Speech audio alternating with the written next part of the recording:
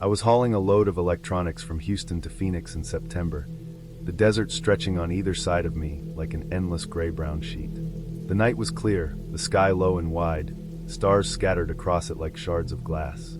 My rig hummed steadily, tires thumping over the asphalt, and the air inside the cab smelled faintly of dust and the plastic from the cargo. There was nothing for miles except the occasional curve of the highway and the distant glow of distant power lines. The radio was off, the hum of the engine and the wind scraping against the trailer the only sound. It should have been a quiet, uneventful drive, the kind I'd done hundreds of times. Around 1:30 in the morning, I noticed headlights in my mirror. They were far off at first, a pair of bright dots blinking through the darkness. I checked my gauges, made sure everything was steady, and kept my speed at 70. The lights grew closer, faster than any normal vehicle should have been traveling. I glanced at my mirrors again. They were large enough for a clear view of the highway behind me. The headlights stayed just at the edge of visibility, never shifting lanes, never slowing. I slowed down slightly, down to 65, hoping the driver would pass. The lights did not pass. They maintained the exact speed, matching mine, the distance closing only fractionally, as if the driver was mirroring every movement. I sped up. The lights sped up with me. I eased back. They eased back. I adjusted my speed several more times, just to see what would happen, and every time it was the same. The vehicle behind me stayed in line, unblinking, unwavering, keeping pace as though glued to my rearview mirror. I felt my stomach tighten, a low, building tension. I'd driven the desert stretches of I-10 countless times, and never had anything like this happen. The highway was wide, mostly straight for miles, with nothing around to obscure vision. No overpasses, no rest areas, no side roads. Just sand, scrub, and black asphalt stretching to the horizon. The headlights were always there, never leaving, never overtaking. Hours passed like that. My hands ached from gripping the wheel, my neck stiff from watching the mirrors. The truck's engine kept up its monotonous hum. The cab lights dimmed low so my eyes could adjust to the darkness outside. I began to notice patterns in the desert itself. Shadows of low dunes, scrub brush, the shapes of distant hills blurred in the heat haze of the asphalt. Occasionally, the headlights would flare and fade against a reflective patch in the road, but they never moved past me. Every time I glanced over my shoulder, the lights were there, eerily precise, almost deliberate. Sleep threatened to take me despite my vigilance. I took shallow breaths, sipped water, and tried to ignore the way my skin prickled. There was a kind of silent pressure in the air, the emptiness of the desert amplifying every little sound. The tires hitting a small patch of loose gravel on the shoulder, the faint whistle of wind through the side mirrors, the thrum of the engine. All of it seemed sharper, more insistent, somehow exaggerated by the dark around me. I started looking for a place to pull over. Ahead, I could see the dim glow of a truck stop in the distance. I signaled, eased onto the exit, and slowed. The headlights behind me accelerated slightly, then vanished. I checked my mirrors. Nothing. No reflection of headlights, no taillights, no vehicle of any kind. I eased into a parking spot, shutting down the engine and sitting there in silence, the hum fading into the quiet of the desert night. The air smelled dry, slightly metallic. The hum of the highway was gone. The night was still. I stepped out of the cab, letting the cold desert air wash over me. My eyes scanned the lot. Empty. No trucks, no cars, no movement. Nothing but the dim yellow lights flickering over the asphalt. I walked around the cab, half expecting some vehicle to be tucked in the shadows, but there was nothing. No skid marks, no tire tracks beyond the highway, no sign of anyone. I checked the lot again and finally climbed back into the cab, locking the doors. The rest of the night I stayed alert. I moved slowly, easing the truck back onto the highway once the first hints of dawn appeared, the desert losing some of its oppressive darkness but keeping its silence.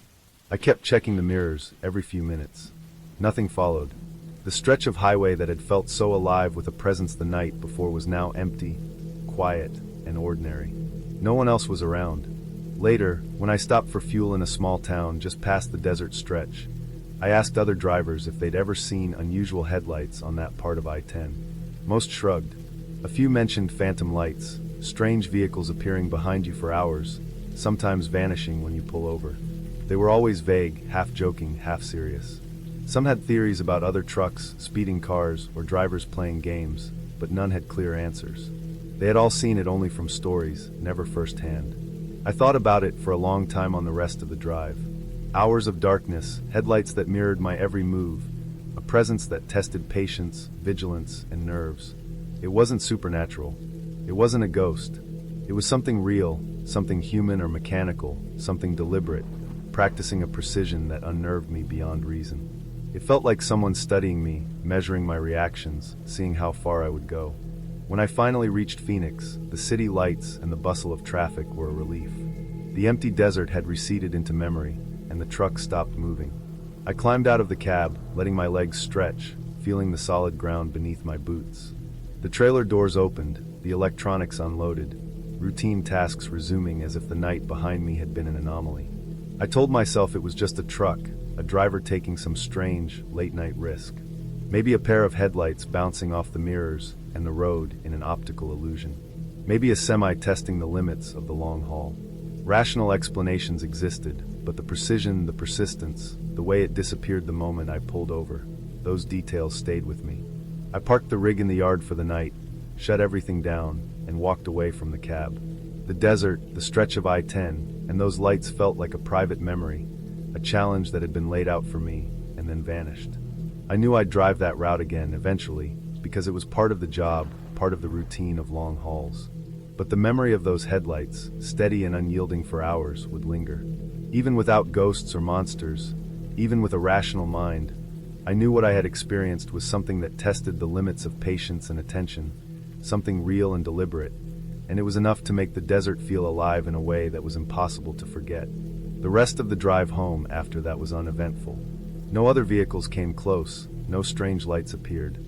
The routine of the highways, the fuel stops, the rolling hours behind the wheel, it returned.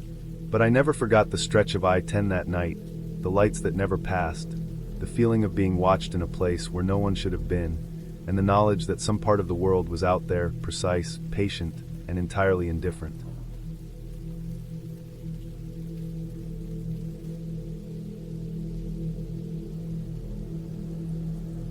The highway was almost empty, a thin ribbon of asphalt stretching through the dark Oregon countryside.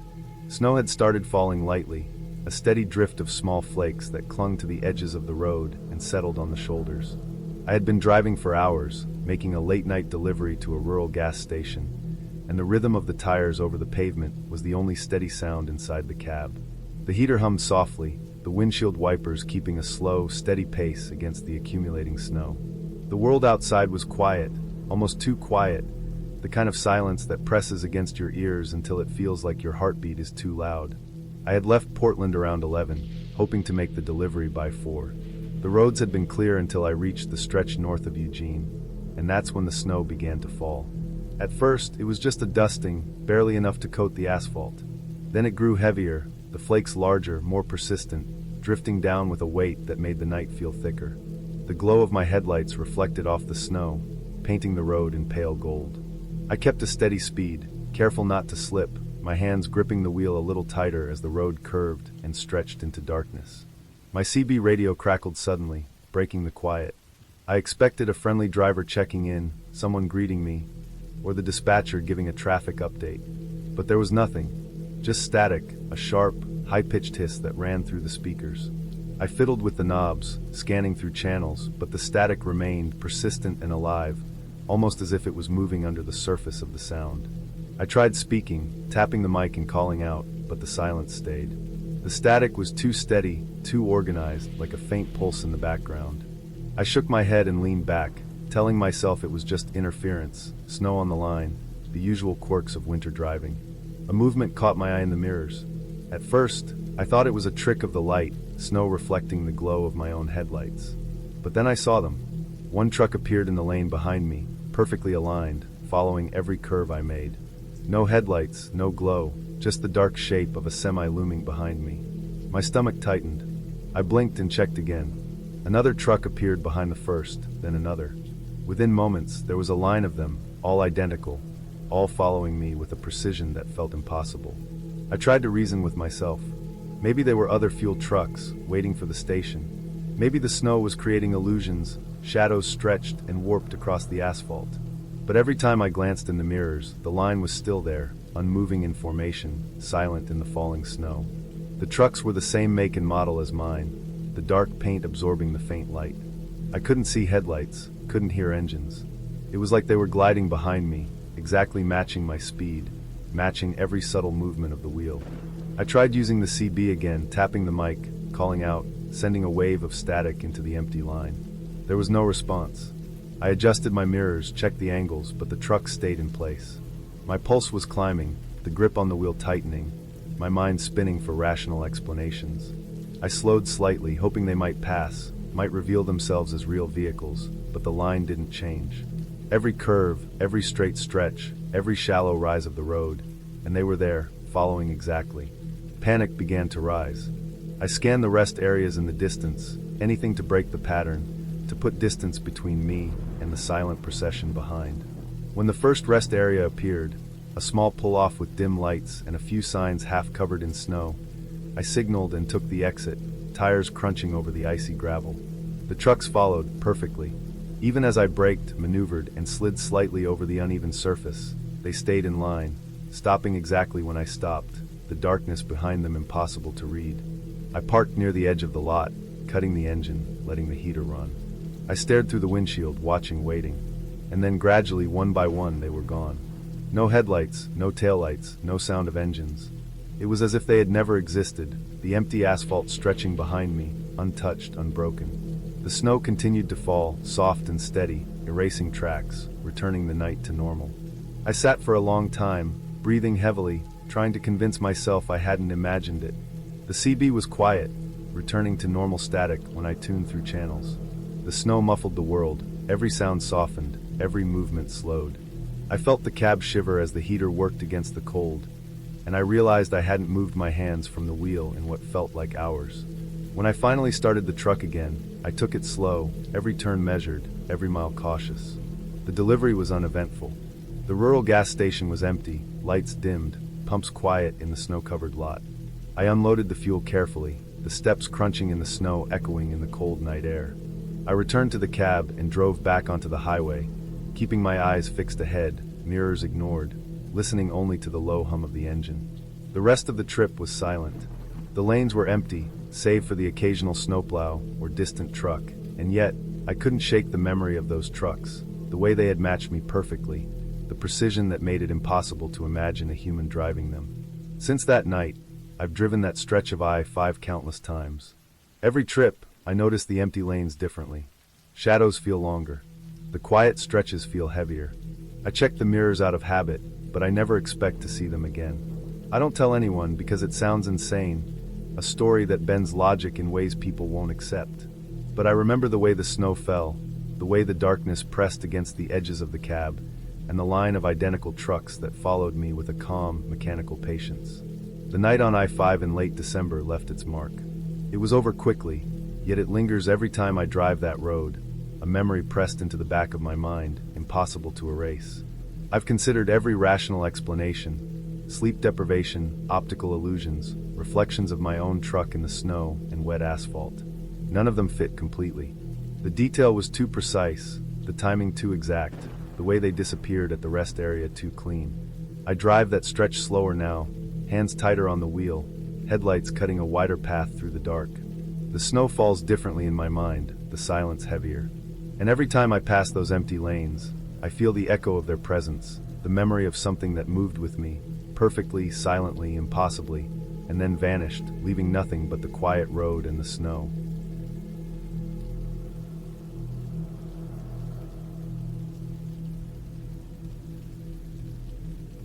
I was driving through rural Georgia with my friend late one August night, hauling a load of furniture for a last-minute delivery.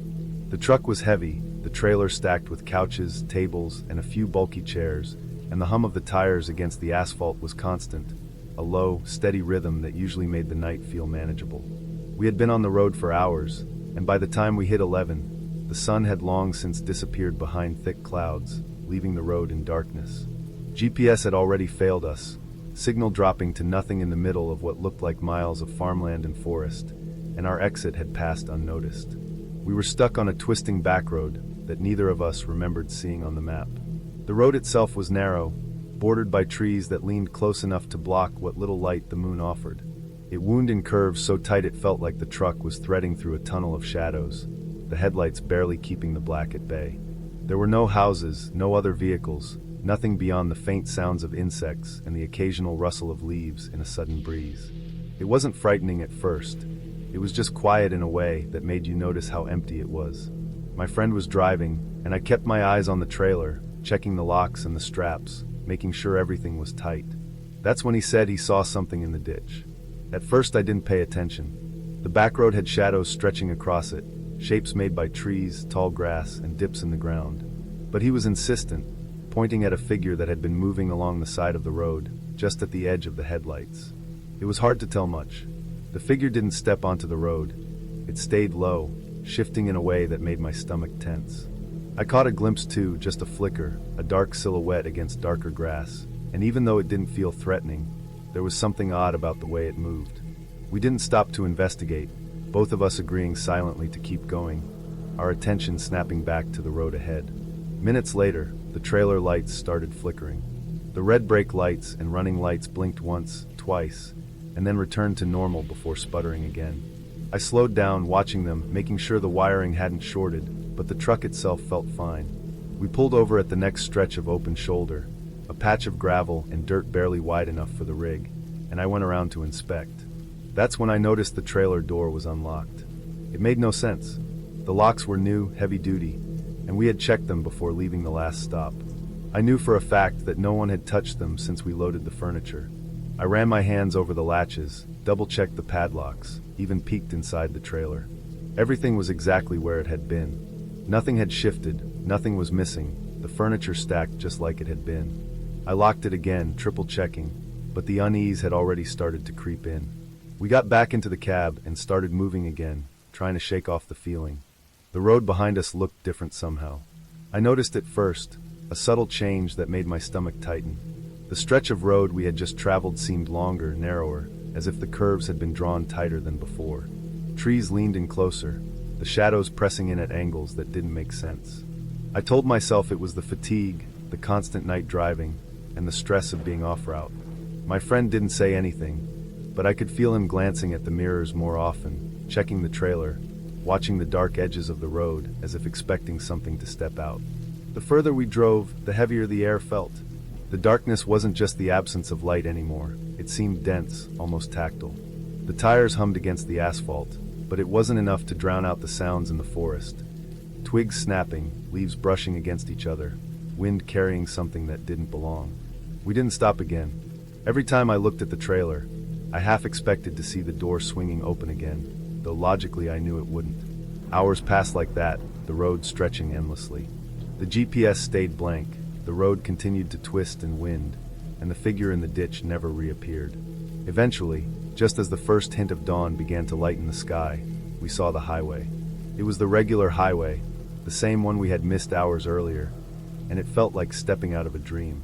The signs were familiar, the lines painted on the asphalt straight and solid, and for the first time since the night began, I could breathe without feeling the pressure of the darkness closing in. We merged onto the highway, the rig heavy but normal, and drove the last leg to the delivery without incident. Even after that night, the memory lingered. Every time I take that route through Georgia, the part of the road we hit that night is different in my mind. I can see it stretching longer, narrower, the edges of the forest leaning in, the way shadows fill the curves before the headlights reach them. It doesn't matter that I know the highway is just the highway. That stretch of back road carries weight now, a kind of silent tension that sits in my chest. The locks on the trailer, the figure in the ditch, the way the road seemed to shift behind us, all of it stays with me. I've tried to explain it logically, maybe fatigue, low light, the mind playing tricks, even the possibility that the locks had a mechanical fault. But nothing really fits. The trailer had never unlocked itself before, and nothing was ever taken. The figure in the ditch could have been someone hitchhiking, maybe a traveler like us, or it could have been nothing. Yet when I drive that highway, when I pass the exit where we got lost, there's a moment where my body tightens without thinking, where I feel eyes on the rig that aren't there. It's a memory etched into muscle and nerves, a subtle warning that lingers long after the road has ended. In the end, the delivery went fine. The furniture arrived on time, untouched. The truck ran without issue. There was nothing overtly threatening, no tangible danger, yet the experience stayed with me in a way that simple facts cannot explain. It's the quiet, the stillness of rural backroads at night, the way the ordinary can feel off by just a fraction. enough to make the mind register it as a presence. That night in Georgia didn't have a scream, a chase, or a crash. It had something subtler. The awareness that for a few hours, a familiar road became unpredictable, and for all the rational explanations I can give, I know I felt it watching. It was a reminder that even the most mundane paths can hold moments that unsettle in ways that linger, a stretch of asphalt and shadows that will always feel slightly different to me, no matter how often I drive past it.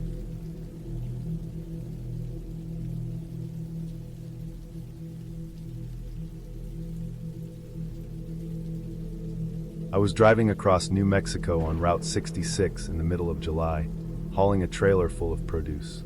The heat outside pressed against the cab windows even at night, the air heavy and dry.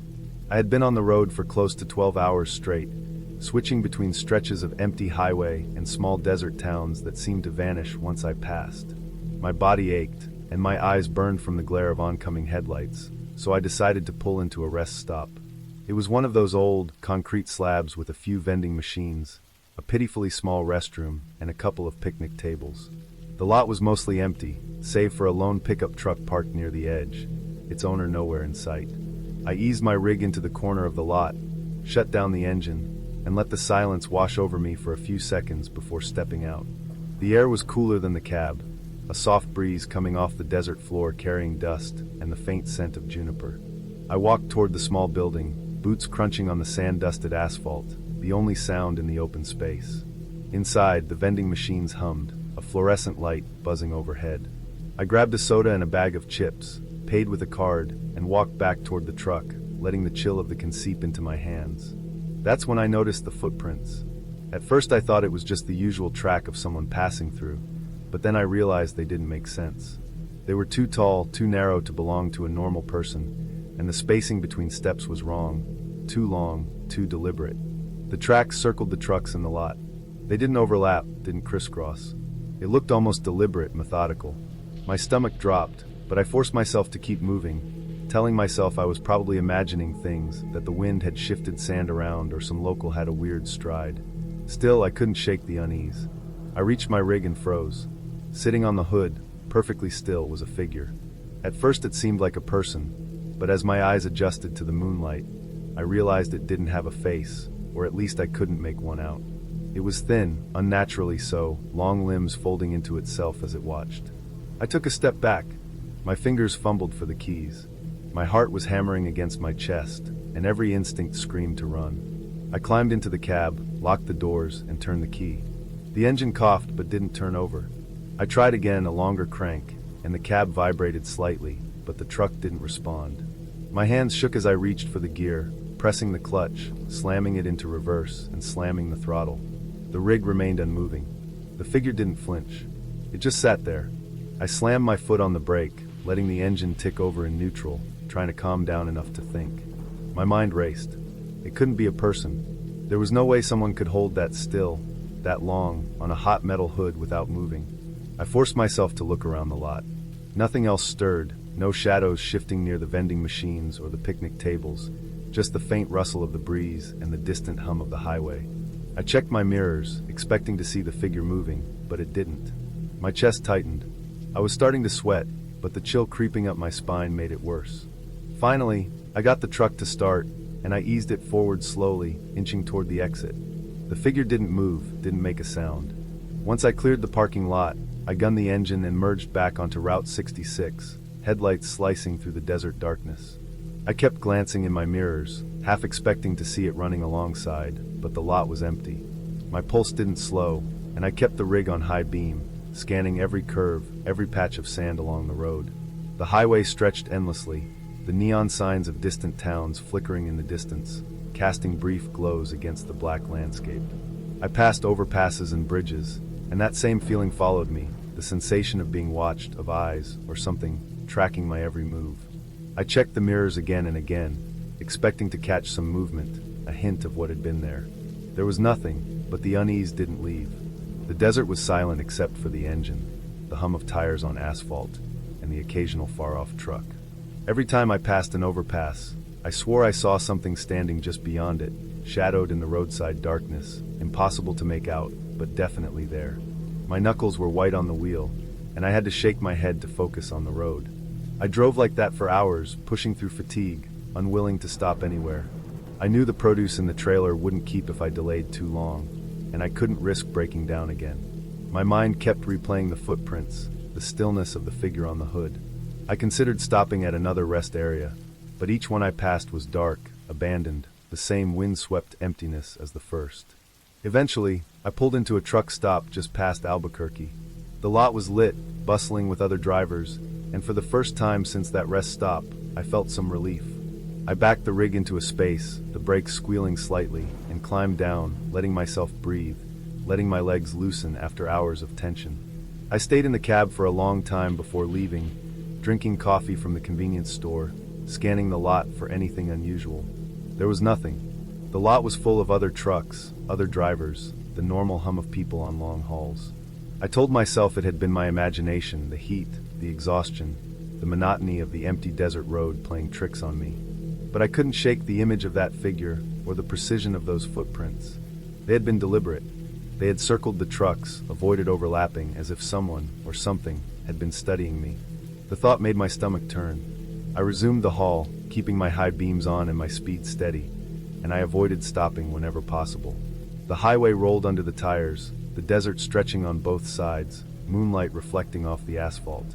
I passed towns, overpasses, rest areas, and each time I felt it, that sense of being watched, the hair at the back of my neck rising. I didn't see the figure again, but I didn't need to. The memory of it, frozen on the hood under the moon, haunted every mile.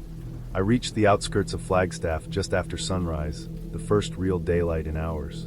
Pulling into a busy truck stop, I let the cab idle and stepped out, stretching my back, letting the sun hit my face. The lot was full of trucks, drivers walking to coffee machines and showers. It was normal, ordinary. The desert, in daylight, was just desert.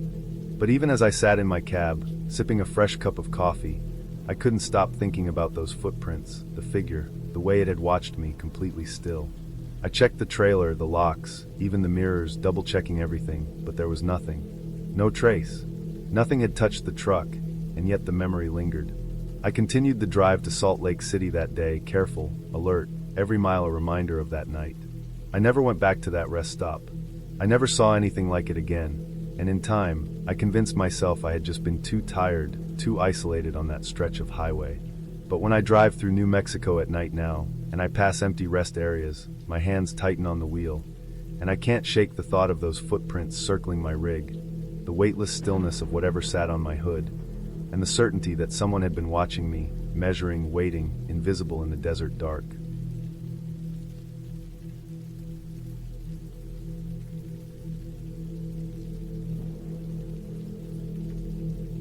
I had been on the road all day, hauling a shipment of industrial chemicals to a client in an industrial park on the outskirts of Detroit.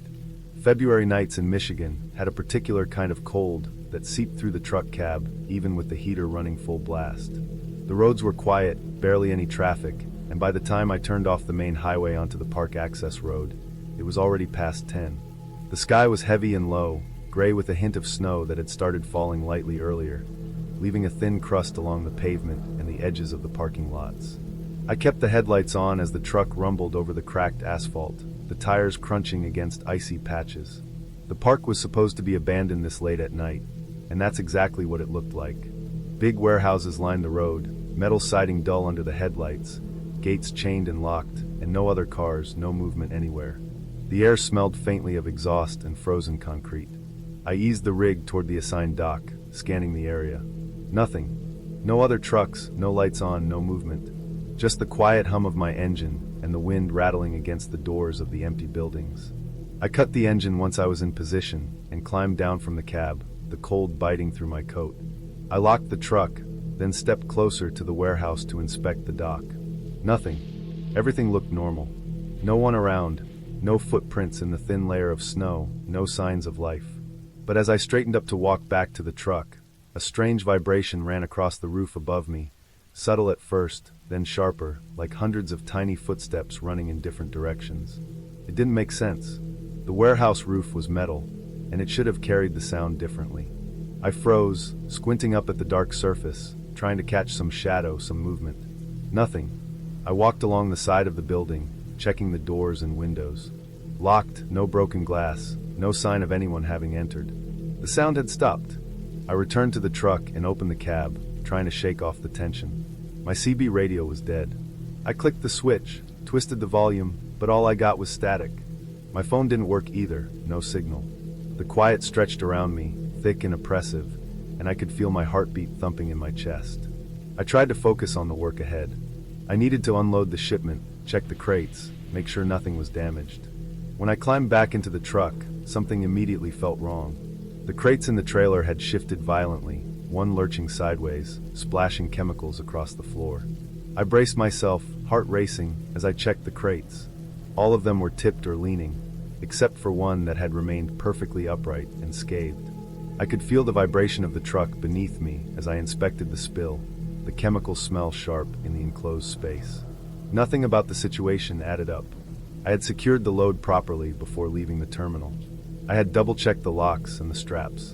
And yet here it was, like some force had moved it while I wasn't looking. My hands shook slightly as I closed the trailer doors and locked them, making sure everything was as secure as possible.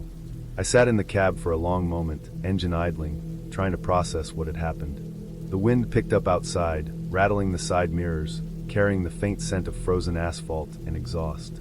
The silence of the park pressed in from all sides, and I felt a rising sense of unease I couldn't explain. No one had been here. Nothing was moving. And yet, the shift in the load and the sound on the roof had left a mark in my mind. My breathing slowed, but I couldn't shake the feeling that I was being watched. I forced myself to focus on leaving, to get out of that parking lot as fast as possible. I started the truck and eased forward, tires crunching over frozen patches, the headlights cutting through the shadows. I glanced at the warehouse one last time. Nothing moved. The rooftops were dark, the windows reflecting my lights back at me like blank eyes. I gripped the steering wheel tighter, the chemical smell lingering in the cab, a constant reminder of the spill I'd barely managed to contain. As I drove toward the main road, I kept my eyes on every shadow, every corner of the park. The quiet was heavy, unbroken, like the night itself had weight. The exit from the park seemed to stretch farther than it should have. I kept expecting headlights or some sign of another truck, a security patrol, anything. There was nothing. Just the snow, the asphalt, the dark shapes of warehouses receding behind me. The feeling of unease didn't leave me, not until I was several miles down the main road, back in the familiar rhythm of the highway. Only then did I let my shoulders relax. Only then did I allow myself to breathe normally. I never stayed late in that industrial park again. I switched my delivery schedules to avoid night runs there, and I warned other drivers to be cautious, though most shrugged it off. They didn't feel what I felt that night.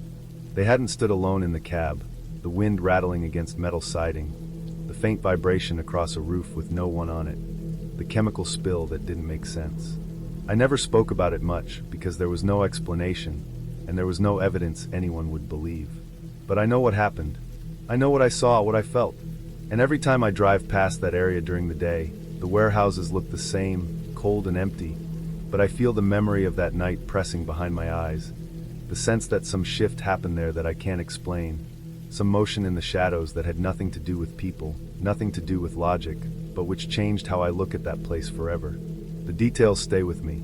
The vibration of those footsteps, the sudden shift of the load, the one crate that remained perfectly upright, the cold February air pressing into the cab, the stillness of the empty park. It all forms a pattern in my memory, one that doesn't make sense and yet feels undeniable. I've learned to be precise with my cargo, to check and double check, to trust my senses even when they tell me things I can't prove. That night taught me something about paying attention, about the weight of silence, about the way empty spaces can feel alive when you are the only living thing in them. Even now, years later, I drive past the turnoff and feel a tension in my chest. I remember the smell of chemicals, the crunch of frozen asphalt under my tires, the sway of the crates, the sound on the roof. I know I will never enter that industrial park at night again, not for any delivery, not for any reason. I have no explanation for what happened, no one to validate it, but I felt it, I lived it, and I will never forget it.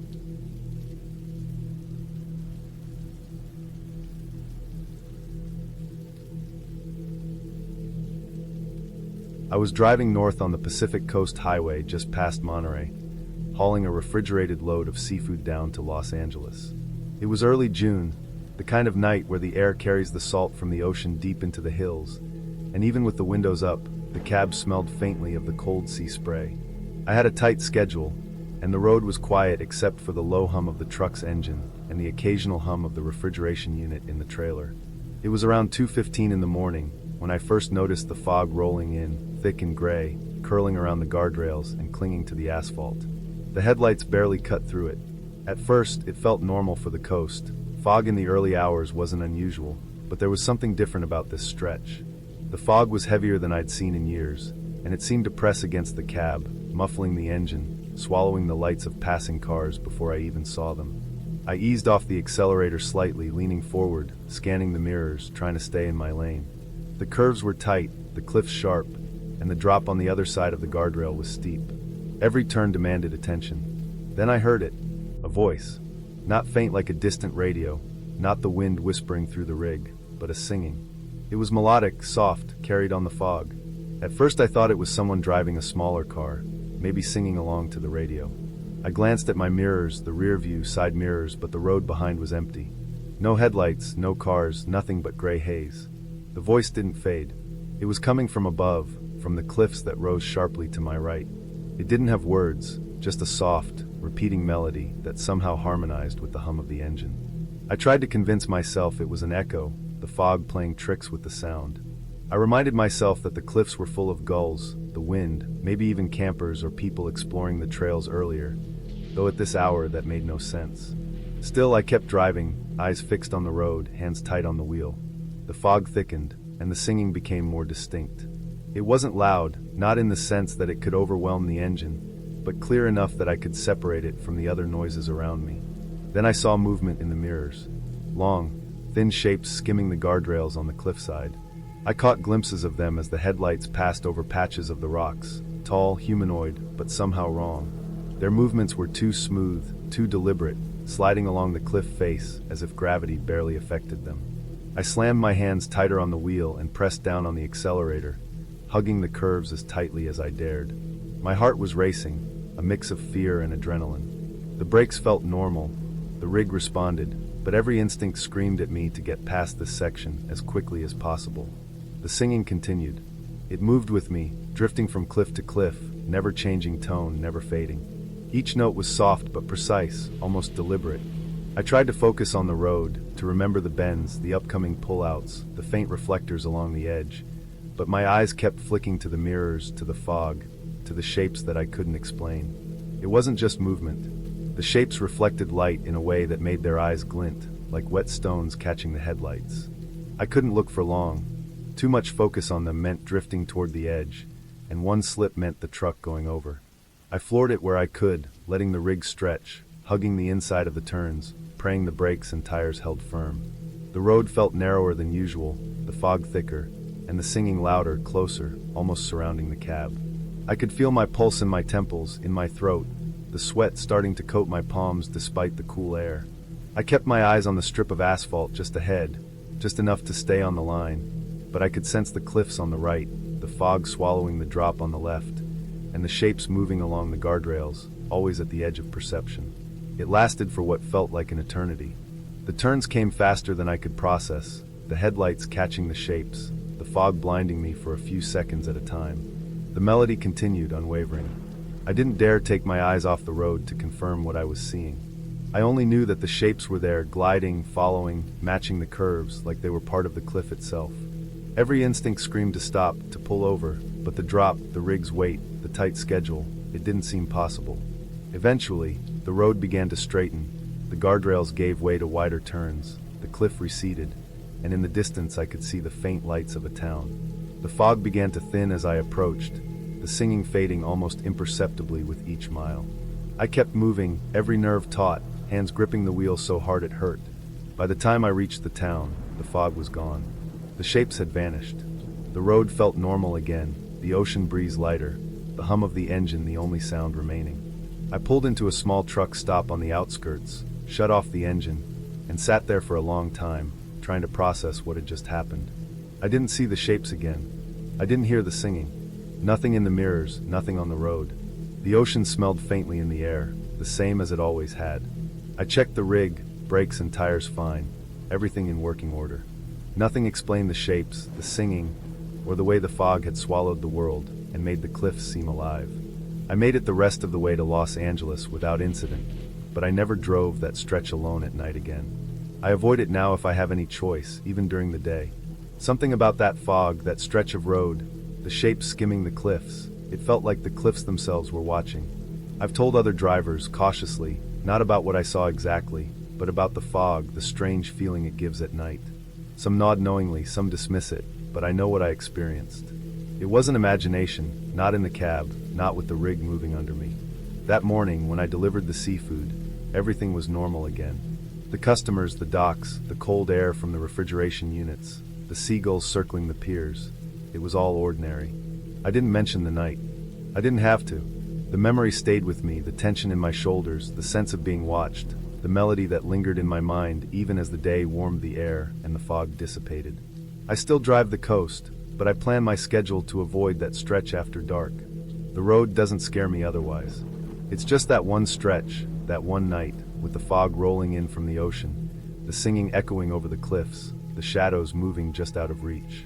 That stretch stays with me, a quiet reminder that sometimes the road itself can feel alive, and that even the most familiar highways can become strange and threatening when the night presses in. I've kept the rig well maintained, the load secure, everything in order, but no matter how careful I am, I can't shake the memory of that foggy stretch, the shapes, the sound, and the feeling that something was moving alongside me the entire way.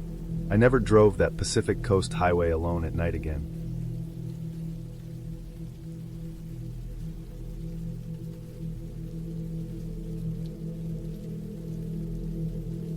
I was hauling logs through the Appalachian backroads in West Virginia one October night.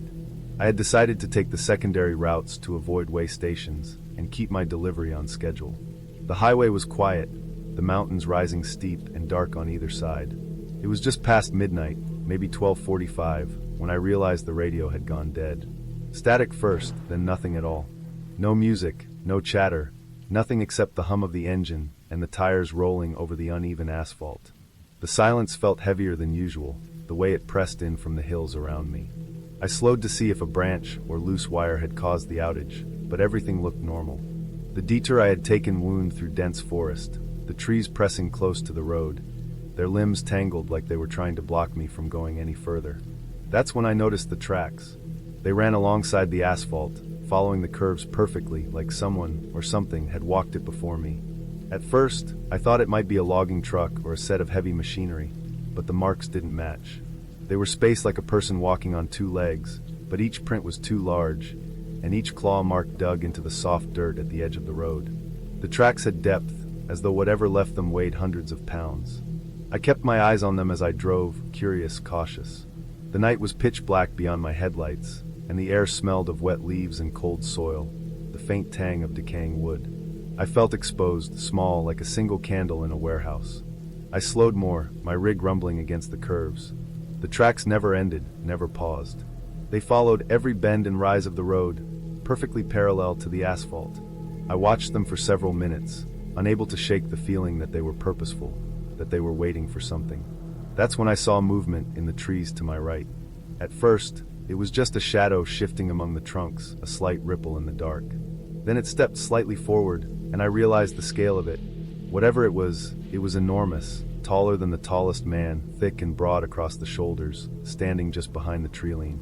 My eyes caught the glint of pale white in the darkness, though I couldn't tell if it was a face, an eye, or just a reflection from something metallic. I pressed the gas. My truck shuddered as I went faster, hugging the curves tightly, tires squealing lightly on the worn asphalt. I didn't look away from the treeline. The thing didn't follow, but it stayed there, stationary, watching. Every curve I took, every rise, every stretch of dark road, I could feel it, or at least see the presence of it, tracking me silently. I thought about pulling over, but the thought of stepping outside into the pitch-black mountain forest felt worse. My hands gripped the wheel so tightly that my knuckles turned white. My pulse hammered, thumping in my ears over the engine noise, over the creaking of the load behind me. I kept thinking about the tracks, about how precise they were, how deliberate, and a cold dread settled deep in my stomach. I was alone, and even though I'd driven these backroads before, I had never felt this completely exposed. The forest pressed in closer the higher I climbed. The trees leaned over the road, branches scraping the sides of my cab. I imagined the shadow moving just behind them, silent and still, its presence implied in the darkness, a weight I could not see but could feel. I passed a fallen log partially blocking the edge of the road, something that might have caused a normal driver to swerve slightly. I kept my eyes forward, moving around it carefully, thinking about how anyone following me might also have to navigate the same obstacles. The tracks did not falter. They continued past the log, perfectly aligned with the curves, perfectly spaced, showing no deviation. My mind refused to categorize it. There was nothing supernatural, nothing impossible, but it also didn't make sense. The simplest explanation would be a person, but no person could make tracks that size, or match the highway so precisely. I told myself to focus on the road, on the load, on the engine. That was all I could do. I drove like that for miles, following the road up and down hills, around sharp bends, through stretches where my headlights barely reached the shoulder. The shadow stayed at the tree line. I never caught it moving more than a slight shift, but I could sense it, a mass behind the trees, mirroring me in its stillness. My mind tried to reason it away, but every instinct screamed that it was aware of me, that it was measuring me as I drove. The rig rattled over potholes, my load groaned, and I felt my eyes water from the cold mountain air blowing through the slightly cracked window. Every noise from the forest, branches snapping, leaves rustling, felt like an announcement of its presence. I tried to keep my breathing steady, telling myself that logging trucks, bears, or other wildlife could explain what I had seen, but it didn't fit. The tracks were precise. The figure was enormous and stationary. It was aware. I had no explanation, and I didn't want one. I just wanted the road to end. Eventually, the road descended, giving way to a small valley with a faint yellow glow in the distance. I realized it was the lights of a gas station on a larger route, a point where the forest opened and the curves eased into straight stretches. Relief hit me like a physical force. I watched as the shadow didn't move, didn't follow, just remained at the tree line, silently observing until the road straightened enough for me to look away. I kept driving, slowing once I reached the main highway, checking the mirrors obsessively, scanning the tree line behind me. Nothing moved. No tracks appeared on the asphalt. No shadow followed. I kept the truck in gear and didn't stop until I reached the next town, where I pulled into a diner parking lot, the cab shaking from tension and fatigue. I didn't sleep for 2 days after that drive. Every time I closed my eyes, I saw the tracks. I felt the weight of the figure at the edge of the road. I relived the sound of the engine and tires, the smell of wet leaves and decaying wood, the pressing silence of the forest. I kept imagining what it could have been, an enormous person, some logging crew in the woods, or some animal I'd never encountered. My mind tried to rationalize it, but nothing fit completely. Everything about that night was real. The tracks, the shadow, the weight in the trees. It was grounded in reality, in a place I could point to on a map, on a road I had driven countless times, yet it left a lasting impression, the kind that seeps into your thoughts and lingers long after you're back on familiar, safe roads. I still drive through West Virginia occasionally, but I avoid that stretch of back road, even in daylight. The memory of the tracks, their perfect spacing, and the silent observer in the tree line is enough to keep me from ever returning.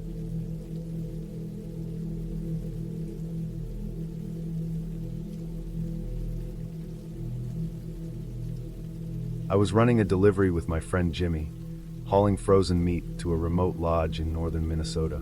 It was January, the kind of cold that seeps into your bones even through layers of insulated clothing, and the reason we were up was simple. The client had misscheduled their shipment, and there was no one else available to get it to them in time. The roads were a mess. We left the main highway hours ago, taking an old logging road that looked like it hadn't been plowed since the last storm. Snow was coming down in sheets, heavy and wet, and the wind whipped it into blinding clouds that swirled around the cab. Visibility was almost zero. The trees were weighed down with snow, limbs bent nearly to the ground. Every so often, a branch would snap and crash somewhere off to the side, a sharp sound that made me jump despite knowing it was just wood giving way. The rig itself felt unstable. I had to keep my hands tight on the wheel, muscles tense, every small movement exaggerated by the slick, uneven surface. The tires skidded once, then again just a quick slip, but enough to remind me how thin the margin for error was out here. Jimmy sat in the passenger seat, bundled up, eyes scanning the storm, his breathing steady but quiet. We came to a bridge that was barely visible under the snow. The plow had clearly missed this section, leaving a drift that rose like a low wall across the span. I slowed to a crawl, inching forward, hoping we wouldn't get stuck. Jimmy got out to check the drift, boots crunching in the powder, each step sounding impossibly loud in the white silence. I watched him for a moment, the truck idling, snow sticking to the grill, lights slicing through the storm. That's when something moved across the drift. It was a moose, massive, its body filling the tiny space in front of the bridge. I froze. Its antlers were huge, snow-dusted, but it was the eyes that hit me. In the glow of the headlights, they were red, a flash of reflection that made my stomach twist. Jimmy froze too, crouched behind the hood of the truck, and for a second neither of us moved. The moose didn't charge, didn't run, it just stood there, surveying the drift, its breath fogging in the cold. My mind raced, weighing options. If we nudged the truck too fast, we could skid into the bridge rails or worse, tip entirely. The moose shifted, slow, deliberate, and I took that moment to move. Jimmy backed away from the drift, gesturing to me to go. I eased the truck forward, inch by inch, tires grinding over the hidden drift under the snow. It felt like time stretched forever. The weight of the rig made it feel like we were suspended, balanced between disaster and survival. The moose stayed put, indifferent now, just observing us until we were clear. Then it slowly moved off into the trees. I didn't take my eyes off the headlights reflecting in the snow until the shape disappeared completely. Once past the bridge, I exhaled, a slow, shaky release that left me momentarily dizzy. Jimmy climbed back in, boots wet, his face pale but steady. Neither of us said anything. The rig felt heavier somehow, loaded not just with frozen meat, but with the tension of what had almost gone wrong. The storm didn't let up. The road narrowed, ruts hidden under fresh snow, ice patches that gleamed in the dim light from our headlights. Every shadow seemed to grow, to stretch toward the cab. Trees leaned over the road, their limbs threatening to break, and each time the wind gusted, a low groan would echo through the forest. We drove slower than we ever had. I kept the wheel steady, feeling every vibration, every slip of the tires, knowing one wrong move could send us sliding into a ditch or worse, rolling the rig entirely. Jimmy checked the mirrors often, though the visibility was minimal. Occasionally, the truck's lights would catch on a snow-laden branch, and the whole forest would light up in an eerie white glow, only to be swallowed again by the storm. I thought about what it would be like to get stranded out here, alone in the middle of a snowstorm with no cell service and a rig too large to move easily.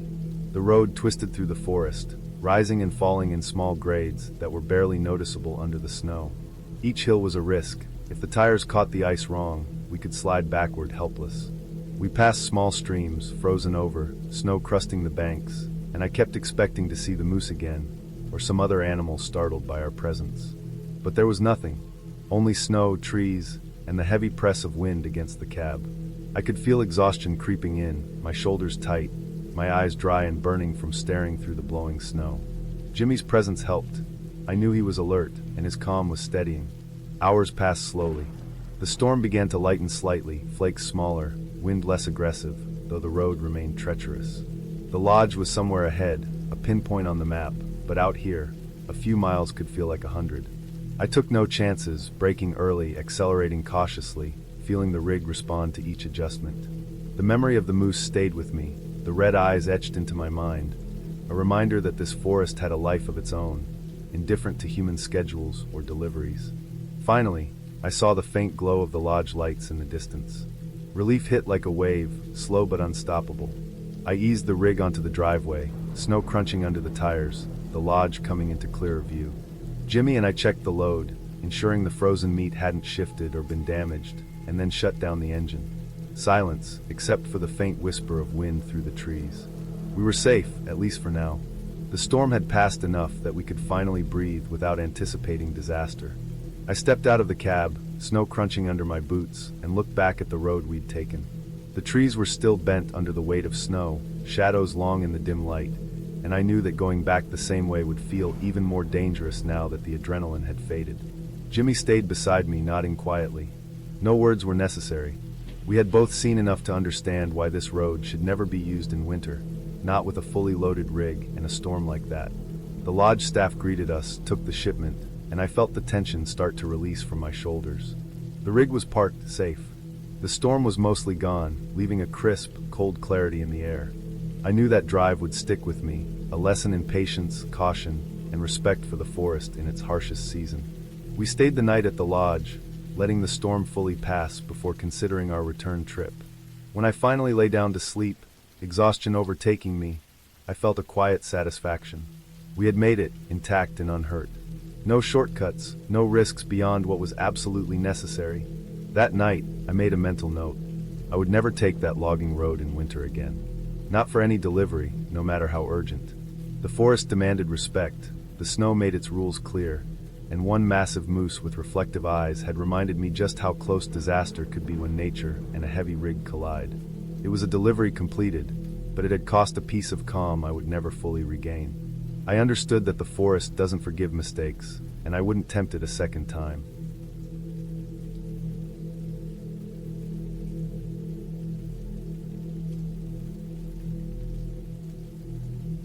I was behind the wheel of my rig somewhere on Interstate 80 in Wyoming, hauling a refrigerated load from Omaha to Salt Lake City. It was November, the kind of night where the air has a sharp bite even inside the cab if the heater isn't running right. I'd been on the road for nearly 10 hours straight, the hum of the engine a constant undercurrent, the tires drumming a steady rhythm on asphalt that was slick in places from early frost. The highway was empty except for the occasional headlights far ahead, small and distant, drifting like lanterns in a tunnel. I kept my eyes forward, my hands on the wheel, the weight of the load pressing against the trailer, reminding me that deadlines didn't bend for tired drivers. The night shifted somewhere past Cheyenne. I could see the first thin ribbons of fog curling along the ground, but it wasn't anything unusual at first. Then it thickened, and I realized it wasn't just on the edges, it was everywhere. It came down fast, a wall of white that seemed to settle into the grooves of the road. My headlights cut through at only a few dozen feet. I slowed, eased the truck down to barely 60, turned on every light I had, high beams and fog lights both, hoping to cut through the mist. Even at that speed, the rig felt heavier, like the fog was pressing against it, pushing from all sides. I kept glancing in the side mirrors, expecting to see another truck, someone else navigating this mess, maybe a car slipping through. That's when I noticed it. Movement at the edge of the fog. Something pacing alongside me. I thought at first it was a shadow from the trees along the median, or maybe another driver trying to catch up, but the shape stayed aligned with my speed. It was too upright, too thin, not hunched like a person walking. It didn't shift or sway like a human should. It kept pace, just outside the reach of my headlights. Every time I blinked, it vanished, then returned when I refocused. I shook my head, telling myself it was exhaustion, hallucination creeping in from too many hours without a real break. My hands tightened on the wheel, knuckles white against the leather. The fog had its own rhythm, rolling in waves, parting briefly and then thickening again, and the figure, or whatever it was, followed each rise and fall. I tried to follow it in the mirrors, but the reflection never lined up, never gave any sense of depth. It stayed at the periphery, a shadow that existed only in the white blur. The CB was dead silent. I keyed it, listening for static, for any other trucker who might have seen the same thing. Nothing. The radio crackled once, weakly, then went back to nothing. I felt entirely alone in the middle of the night, exposed in a way that nothing else on the road had ever made me feel. The cab felt too small, the seats too thin to offer any real protection. Everything beyond the windshield seemed like a trap. I kept moving, trying to remind myself that I was in control, that the truck was solid and the road was just a line of asphalt beneath me. But my eyes kept darting to the side, to that motion, to the way the fog seemed to contour itself around whatever was there. It didn't step into the beams. It didn't make a sound. No footsteps, no engine, no tires. Just presence, solid enough to unsettle me, thin enough to be almost unreal. My mind ran through everything I knew about long-haul driving, about what could be out there. Animals, people walking, someone lost in the night. But nothing made sense. Nothing explained it. Hours of fog and tension stretched into a continuous blur. I didn't dare take my foot off the accelerator, though it felt like driving through treacle. The warmth from the engine, from the heater, from the small cup of coffee I had forgotten on the console, didn't reach the edge of my senses where fear had settled. The world shrank to the cab and the faint white glow in the fog outside. I imagined stopping, but the thought was unbearable. Stopping meant visibility would drop to zero, and if whatever was out there had been patient enough to follow me this far, I didn't want to find out what it would do if I paused. Somewhere near Rollins, the fog began to thin. It was gradual, a slow retreat rather than a sudden lift. I noticed the lines on the asphalt reappearing, the reflectors glinting faintly under the headlights. I checked the mirrors. Nothing. The shape had vanished. I allowed myself to exhale, but my hands stayed on the wheel, trembling slightly. My pulse was high, a sharp thrum in my temples. I tried to replay the sight logically, to convince myself it had been a trick of the light, a reflection, a shadow moving across fog-drenched terrain. But I couldn't. The pacing, the alignment with the truck's movement, the way it seemed to watch me without any eyes, it wasn't something my mind could explain easily. By the time I reached Rock Springs, the fog had lifted entirely. The moon was hidden behind clouds, but the stars were starting to bleed through, sharp points of cold light. I pulled into a rest area, slamming the brakes just enough to jolt myself awake. The rig hissed in protest, the trailer groaning from the sudden slowdown. I sat there, engine idling, trying to steady my breathing. I checked the mirrors one last time. Empty. Just the road stretching out, empty, silent, familiar. The pressure of the past hours finally began to recede, leaving behind a raw awareness of how small and exposed I had been. I had spent decades driving across the country, seen storms, animals, reckless drivers, but that night was different. The vulnerability wasn't from danger I could understand or predict. It was from something that existed at the edge of perception, something that could vanish when I looked directly at it, but whose presence I could feel. I stayed in the cab for an hour, drinking coffee I didn't taste, letting the rig cool. I wrote down the route, the time, the conditions. I told myself it was a night I'd never forget, a reminder of how isolated you are when the road stretches empty ahead, when the world narrows to asphalt and headlights and fog. I never saw anything like it again. The memory stays with me every time I drive through Wyoming in the pre-dawn hours, through the fog that rolls in fast and thick, reminding me that even with all the experience, all the years behind the wheel, the open road can make you feel small and exposed in ways that nothing else ever will.